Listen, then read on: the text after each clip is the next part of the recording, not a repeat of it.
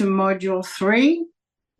I hope you had some aha moments when you did the questions in the homework and you're aware of what you need to let go of and some of the changes you need to make. I won't go over all of these but now because I think they're pretty self-explanatory. I do think it's important, again, to maybe do the forgiveness test and see where you're at, because as you shift and as you let go of things, you will find that you feel differently about people around you. And so it's a good idea to just look at that. And if you need to, do another burning ritual where you visualize burning anything you want to let go of. And that includes anything that you're beating yourself up for. So anything that you feel you've done wrong, you can write that on the list and visualize burning that too. And then visualize the light from your heart coming in and just burning through and just being light. In this last module, it's important that you go over the answers that you have written in module 2 and module 1 and make the commitment to yourself. More than doers, we are deciders. And once you decide, the doingness just comes easily. And the more you put into your passion, the more energy you have. So when you write down what you want to bring in, it's important to write it in present tense. When you say, I want, the universe says yes. When you say I am, the universe says yes. Whatever you put after I am is your creative power that is given to you by the divine. And so I am is the most powerful statement you can ever make. So when you commit to writing what you do want to bring in, you make it in present tense. This is the pre-sent moment. This moment you're living now is made up of all your pre-sent thoughts, emotions, and baggage. And so we can let all of that go. We can let the past all go and now create from the present moment so that it can manifest. Hold yourself accountable, and then everything will shift and change. And as I said before, no one can do this work for you. And you have to take actions. It's no good saying, if you're 100 pounds overweight, I am now fit and healthy, without making any attempt at doing some kind of exercise or changing what you are putting in your mouth, because you have to take the action. So, and it works with career, it works with relationships, it works with building a better relationship with a loved one, it works with bringing in somebody if you're single and you want to be with someone. And then it's important too to take the actions as if it's already in place. And that doesn't mean that you quit your job waiting for this new fabulous job. You love your job that you're in now, and you continue to do what you need to be safe and secure, and then everything will start to manifest and shift and change. I had one client, and he had a taxi, and he was not super successful, but he was doing okay. And he wanted to go to, I can't remember, some big city and see Wayne Dyer when he was alive.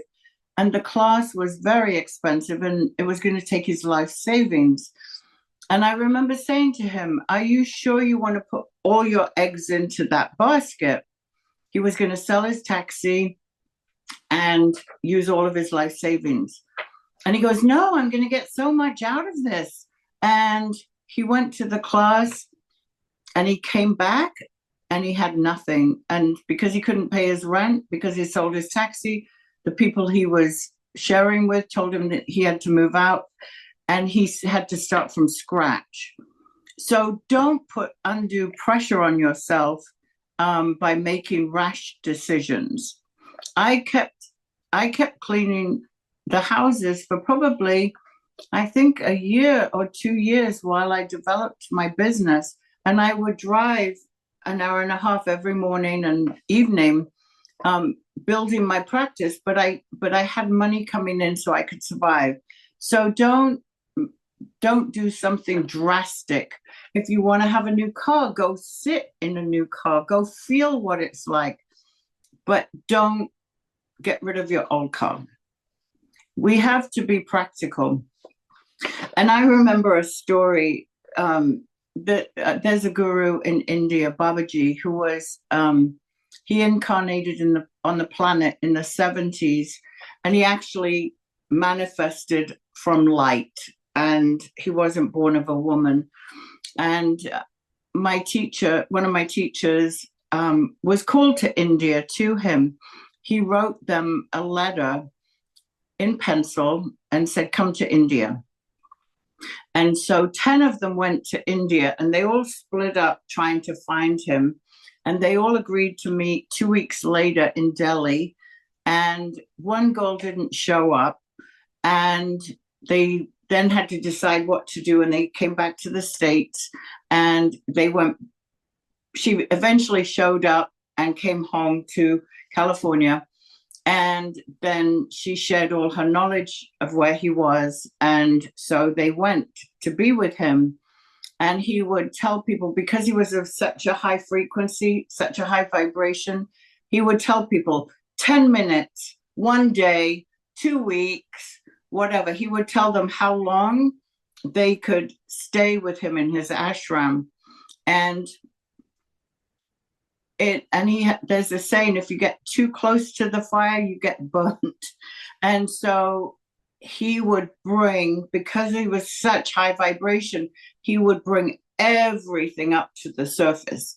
And so when you work with a spiritual master, that often happens, and you don't have to go that fast. I know that teacher I worked with, it took her a year to get over her visit with him.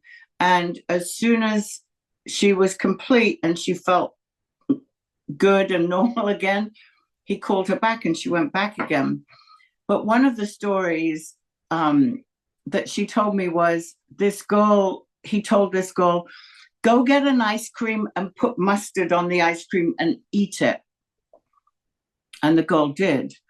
And he threw it out of her hand and he said, "Don't be so stupid. How can you be so stupid to eat mustard on an ice cream?" Because he was teaching her, know your own mind. Don't just follow a teacher mindlessly because you've got them on a pedestal. You have to be practical and you have to know what's right for you. That's really, really important. And it's a lesson I had to learn, call no man master. There are so many masters on the planet right now, but when you put somebody on a pedestal, you don't take charge of your own life. Take all of their learning, take all of their knowledge, but also be mindful of what serves you and what doesn't. Because a lot of the masters on the planet right now, they are human too, and they do have human traits. And you have to listen to your own inner guidance too. In the book, Awakening the Buddha Within, it says, rely not on the teacher, but on the teaching. Rely not on the words, but the spirit of the words. And rely not on the theory, but the experience. And so many people get caught up in theory. And I know when I used to teach Reiki, people would be snobbish. What school of Reiki did you go to? What is your lineage? And it really didn't matter, because if you were doing it from a pure heart, the person in the class was getting what they needed. They were basing it on theory and not the experience. And so it's important not to put anybody on a pedestal. Jesus never asked to be put on a pedestal. Never, never, never. He said to us, all this and more you can do. And that was his teaching. And it got misconstrued. And so you have all of that power and all of that divine energy at your disposal too. And so everything in the universe will support you moving forward.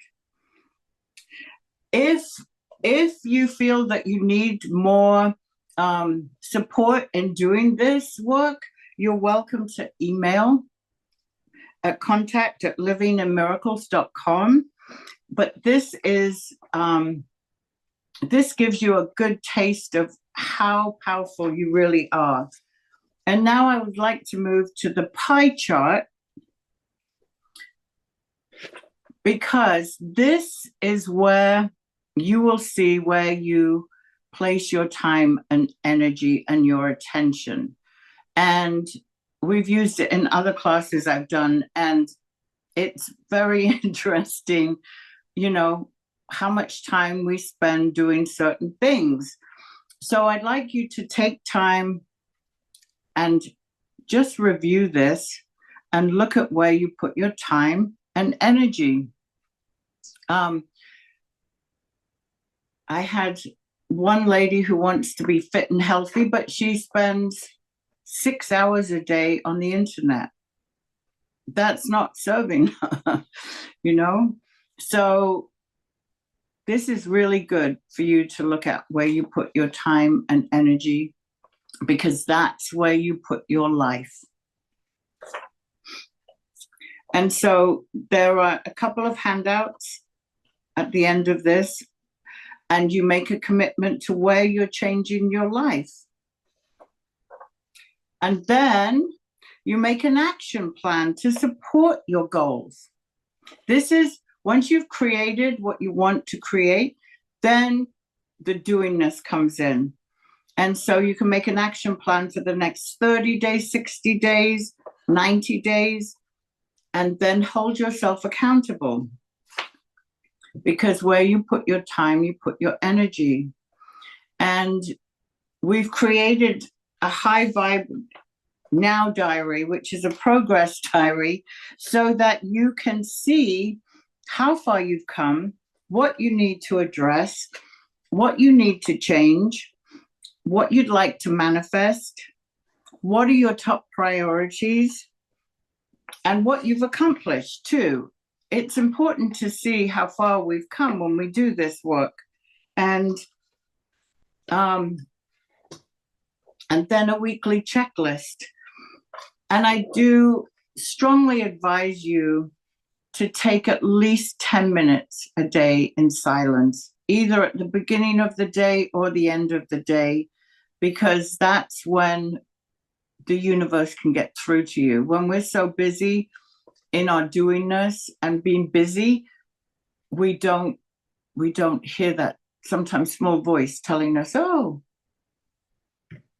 you could just do this and simplify moving forward.